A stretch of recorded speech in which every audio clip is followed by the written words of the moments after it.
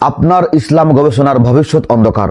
যদি আপনি হাদিসের প্রকারভেদ না জানেন, হতে পারেন আপনি মাদ্রাসার ছাত্র, উস্তাদ কিংবা স্কুল কলেজ ভার্সিটির গবেষক। আপনাকে সেই অন্ধকার থেকে আলোর পথে নিয়ে আসার জন্য আমরা নিয়ে এসেছি তাহসিল হাদিস।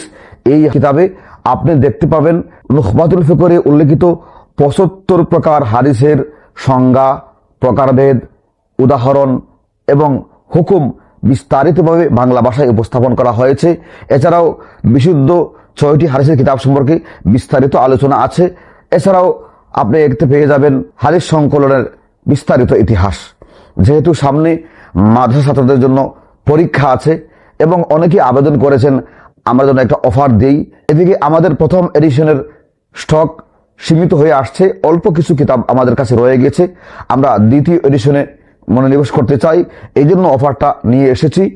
১৫০ টাকা ডিসকাউন্টে এখন পেয়ে যাচ্ছেন ৫০০ টাকায়। আমরা ৬৫০ টাকায় বিক্রি করেছি, কিন্তু আপনি এখন পেয়ে যাচ্ছেন ৫০০ টাকায়। আমাদের স্টক ফুরিয়ে যাওয়ার আগেই আপনাকে আজই অর্ডার করতে হবে। এখনই অর্ডার করে আপনার কফি নিশ্চিত করুন। এই কিতাবে আর কি কি আছে এবং কি কি মেটেরিয়াল দিয়ে তৈরি করা হয়েছে বিস্তারিত জানার জন্য ভিডিওটি কন্টিনিউ করুন। ২২ পৃষ্ঠা জুড়ে হচ্ছে আমাদের সূচিপত্র। সূচিপত্রটা আপনারা নিজেরা দেখে নেবেন, আর এই ফাঁকে আমি কিছু কথা বলতে শুনবেন। এটা হচ্ছে মূলত আমার দীর্ঘ ২৪ বছরের সাধনার ফসল। একটা পৃষ্ঠা করে আপনারা দেখে নেবেন এখানে কি আছে। এখানে আমি বিস্তারিতভাবে উলুমে হাদিসকে নিয়ে এসেছি। প্রায় শতাধিক আরবি, উর্দু, বাংলা কিতাব সামনে রেখে দীর্ঘদিনের পরিশ্রমে আমি এই কিতাবটি সাজিয়েছি। এই ২২ পৃষ্ঠা জুড়ে শুধু সূচিপত্র, আপনারা পড়ে নেবেন। আমি বলছি না, এগুলি বলতে গেলে অনেক সময় চলে যাবে। এই কিতাব আমি যখন লিখেছি তখন আমার মাথায় ছিল যে আপনারা যারা পাঠ করবেন, আমার মনে ছিল যে মাদ্রাসার ছাত্র উস্তাদরা পড়বেন। কিন্তু কিতাবটি লেখার পর আমি দেখতে পাচ্ছি ইতিমধ্যে গোটা বাংলাদেশের প্রায় সবগুলো জেলা থেকে অর্ডার চলে এসেছে। আমরা কিতাব পাঠিয়েও দিয়েছি।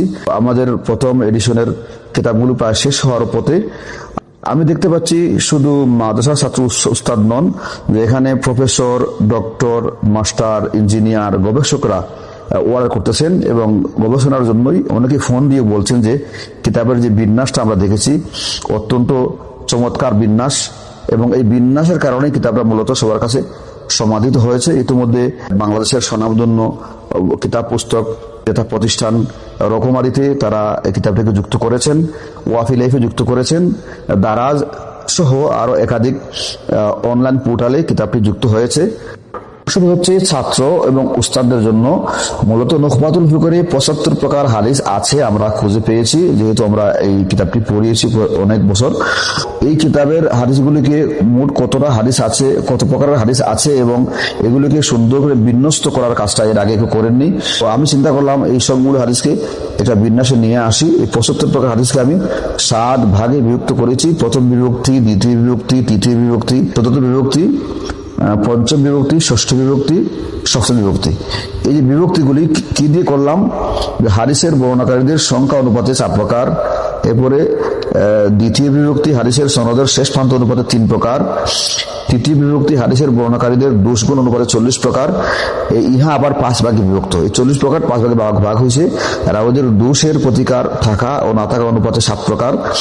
এরপরে রাউির বৃদ্ধির বর্ণনা অনুপাতে ৫ প্রকার।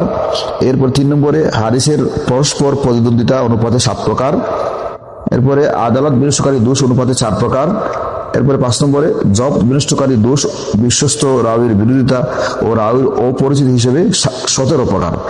এই গেল ৫ ভাগে বিভক্ত ৪০ প্রকারের হাদিস।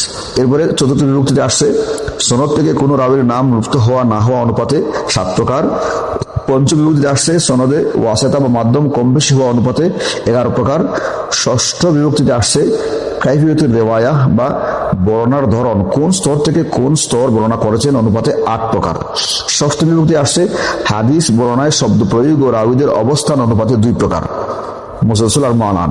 তো এরপরে আবার আমরা এই যে কথাগুলো বললাম, এখানে যে বিভক্তিটা করলাম ৭ ভাগে ৭৫ প্রকার হাদিসকে বিভক্ত করলাম, এই বিভক্তটা আবার বিস্তারিতভাবে আসছে প্রত্যেকটার এই যে মুতাওয়াতিরের আবেদনিক পারিভাষিক অর্থ, তার উদাহরণ, তার শর্তাবলী, তার পার্থক্য, তার হুকুম, এই যে এই সবগুলো, এটা শুধু মুতাওয়াতিরের জন্য নয়, 75 প্রকার হাদিসের প্রত্যেকটা প্রকারের আবেদনিক অর্থ, পারিভাষিক অর্থ, তার প্রকারভেদ, তার উদাহরণ সবগুলো আমরা এখান থেকে নিয়ে একেবারে ধারাবাহিকভাবে, এই যে দেখতে পাচ্ছেন, ধারাবাহিকভাবে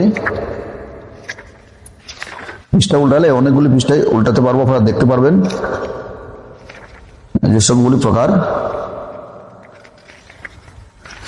একেবারে এই যে 136 পৃষ্ঠা পর্যন্ত, 37 পৃষ্ঠা পর্যন্ত আমরা এই আলোচনা করেছি হাদিসের প্রকারভেদ নিয়ে এবং তার সংজ্ঞা এবং প্রকার, উদাহরণ, পরিচিতি নিয়ে আলোচনা করেছি। এরপরে হাদিস সংকলনের প্রয়োজনীয়তা এবং তার হাদিস সংকলন কোন সময় থেকে শুরু হয়েছিল, কিভাবে হয়েছিল, তার ইতিহাস এবং ভারতবর্ষে ইলমে হাদিসের আগমন কেমনে হয়েছিল তার ইতিহাস, বাংলাদেশে ইলমে হাদিসের আগমন কেমনে হয়েছিল তার ইতিহাস, এই আলোচনাগুলো এর সংশ্লিষ্ট আরো যত বিষয় আছে, মানে উলুম হাদিসের 8টি বিষয়বস্তুর পরিচয়।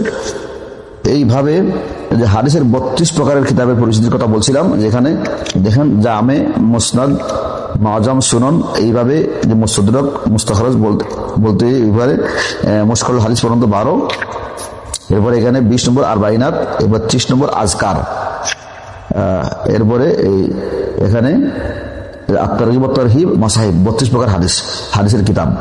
তো এরপরে এখানে আরো অনেক বিষয়গুলো আছে, রাবিদের স্তর, কিতাবের স্তর, জরাহ তাদিল কেমনে করা যায় এবং জরাহ তাদিলের উসুল সূত্রগুলো কি, এই সবগুলো এখানে আছে।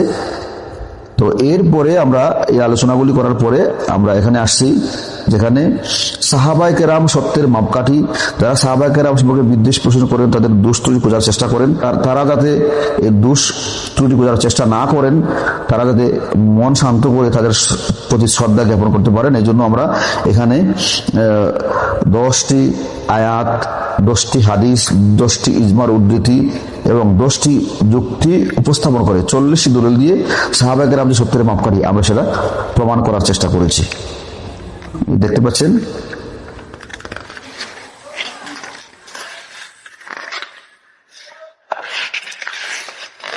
এরপরে আমরা সিহাসিত্তা নিয়ে আলোচনা করেছি, যেহেতু সিহাসিত্তা বর্তমান বিশ্বে প্রসিদ্ধ কিতাব, বুখারী শরীফ থেকে নিয়ে একেবারে ইবনে মাজাহ শরীফ পর্যন্ত।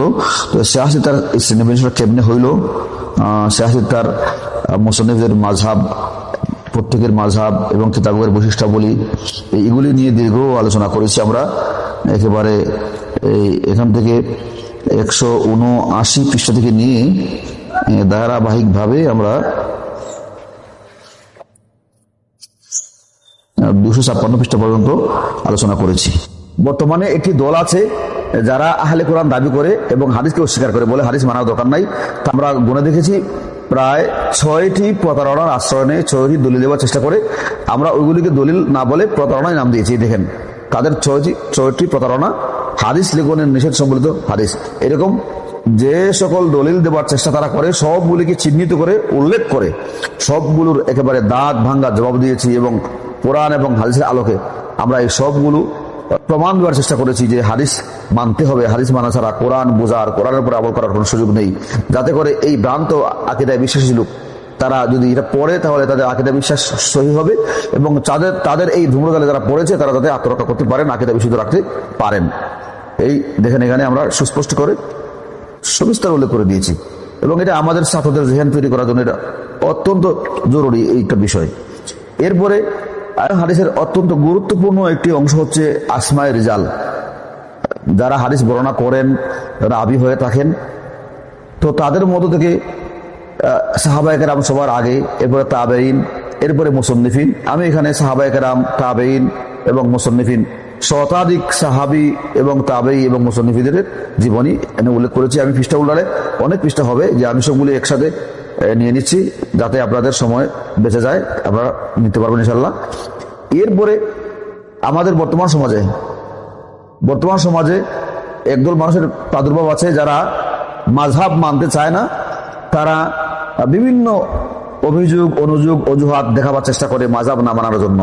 তাকলিদ আইম্মা বা ইমামগণ অনুসরণ নামে এই 300 পৃষ্ঠা থেকে নিয়ে 408 পৃষ্ঠা পর্যন্ত 108 পৃষ্ঠা জুড়ে আমরা তাকলিদ আইম্মাকে এমন ভাবে উপস্থাপন করেছি যে একজন লামাযহাবী কোনো অজুহাতে মাযহাব আবিষ্কার করতে পারবে না। এই যেখানে কোরআনের আলোকে তাকলিদ, হাদিসের আলোকে তাকলিদ, মানে হাদিস মানতে হলে, কোরআন মানতে হলে এবং ইসলাম মানতে হলে তাকে অবশ্যই কিতাব মানতে হবে। এমনকি যে আমাদের ওয়াজির আজম আল্লামা অলিপুরি হুজুর হাফিজাহুল্লাহর একটি বক্তব্য আমরা এখানে উপস্থাপন করার চেষ্টা করেছি এবং অত্যন্ত আকর্ষণীয় এই বক্তব্যটি আশা করি এই কিতাবের মান এবং মূল্যায়ন অনেক বাড়িয়ে দিয়েছে। আপনারা এটা কিতাবটা সংগ্রহ করলে বুঝতে পারবেন। তো এই যে আমরা 108 পৃষ্ঠা জুড়ে লামাযহাবীদের মোকাবেলা করেছি, তাদের জড় কোথায়, তাদের কার সম্পর্ক ছিল, কাদিয়ানির সাথে তাদের সম্পর্ক কেমন ছিল, ইংরেজের সাথে তাদের সম্পর্ক কেমন ছিল, এবং তাদেরকে আমরা প্রশ্নসূচি দিয়েছি, তোমরা মাযহাব মানতে চাও না, সরাসরি কোরআন মানতে চাও, হাদিস মানতে চাও, তাহলে কোরআন হাদিস দিয়ে তোমরা কোন মাযহাবের ইজতিহাদ ছাড়া তোমরা এই মাসলাগুলি হল করে দাও, সমাধান করে দাও। তারা অবশ্যই পারবে না। তো এইগুলি আমি যদি পৃষ্ঠা উল্টাই 108 পৃষ্ঠা তো অনেক লম্বা হয়ে যাবে। দেখেন আমি এইখানে তাদের বিষয়গুলোকে যে উল্লেখ করেছি 108 পৃষ্ঠা জুড়ে মাযহাব। সুতরাং মাযহাব সম্পর্কে যাদের হৃদয়ে সংশয় আছে, তারা যদি আসল বিষয় জানতে চায় যে আসলে মাযহাব মানা দরকার কিনা, আদ্যুপান্তু একবার জানতে পারবেন একজন মানুষ যদি সত্যান্বেষী হয়ে থাকেন। এরপরে বলছিলাম যে প্রতিটি সেক্টরে ফতোয়া দেওয়ার কিছু কিতাব থাকে, যেমন ইলমে ফিকহের জন্য আমাদের ফতোয়ার কিতাব আছে এবং তাফসিরের জন্য আমাদের গ্রহণযোগ্য কিছু কিতাব আছে, যেগুলি থেকে কথা বললে এগুলি অস্বীকার করা যায় না। ঠিক তদ্রুপ উলুমে হাদিসে ফতোয়ার কিতাব যদি বলা যায় তাহলে মুকাদ্দামাতুদ দেহলাওয়ী, যেটা মূলত মিশকাতুল মাসাবিহের শুরুতে দেওয়া আছে, কিন্তু আমাদের অনেক ছাত্র তাদের উলুমে আরবিতে দুর্বলতার কারণে অনেকে পড়তে পারে না, অনেকে পড়তে পারলেও তার মর্ম উদ্ধার করতে পারে না। এই জন্য তাদের কথা চিন্তা করে আমরা এখানে এই যে আরবিতে হরকত সহ মর্ম উল্লেখ করে দিয়েছি।